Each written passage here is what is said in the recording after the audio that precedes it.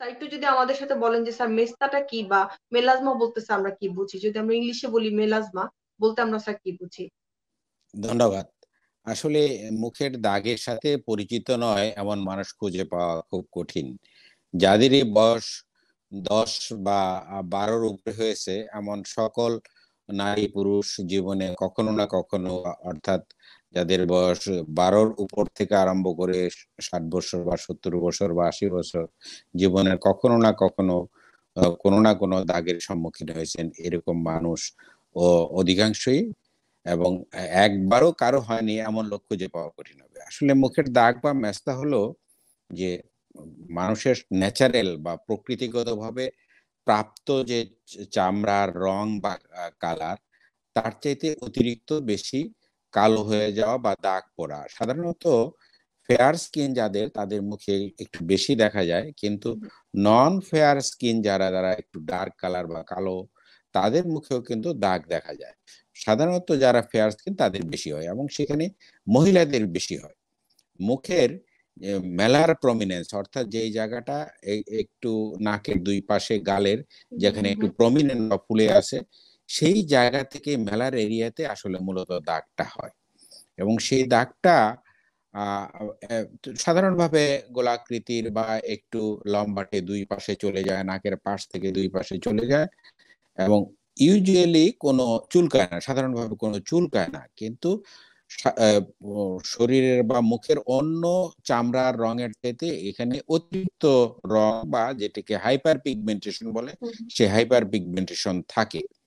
তো এখন কথা হলো যে নারী পুরুষ সকলেই কিন্তু হাইপার পিগমেন্টেশন হতে পারে, হতে পারে। বিশেষ হতে পারে, কিন্তু মূলত আমাদের কাছে যত রুগী আসে বা হাইপার পিগমেন্টেশন বা মেলাজমা বা দাগ যেটি আপনি বলছেন, মুখের দাগ বা মেস্তা, এটি রোগ হিসেবে চিহ্নিত করে বেশি উদ্বিগ্ন থাকে কিন্তু নারীরাই।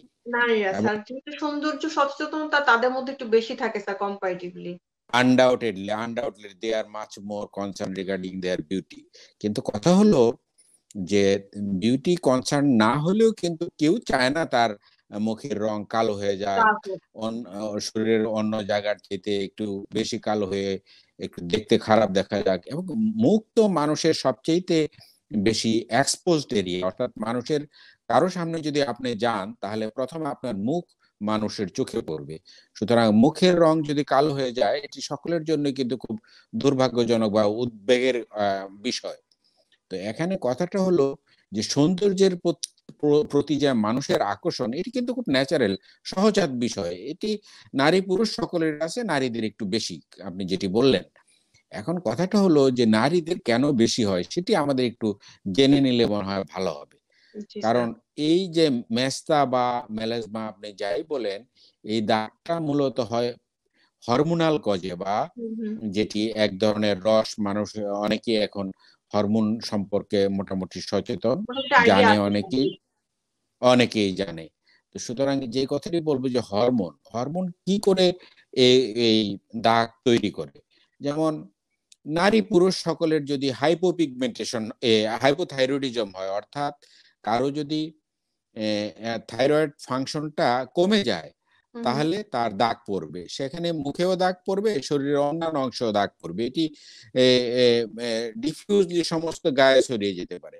কিন্তু কথা হলো যে মেয়েদের, মহিলাদের মূলত দাগ পড়ে, মানে অধিকাংশ ক্ষেত্রে ১০০ জন মহিলার যদি দাগ নিয়ে চিকিৎসকের কাছে আসে, আচ্ছা। তাহলে তাদের তাদের মিনিমাম ৯০ জনের পাবেন আপনি যে মায়েদের প্রথম যখন বাচ্চা পেটে আসবে বা গর্ভে আসবে, প্রেগনেন্সির সময় একটা হরমোন বেশি সিক্রেশন হওয়ার কারণে, নারীদের যে হরমোনটা সিক্রেশন হয় অতিরিক্ত, সেটি কিন্তু এই পিগমেন্টেশনটা তৈরি করে মুখের দুই পাশে।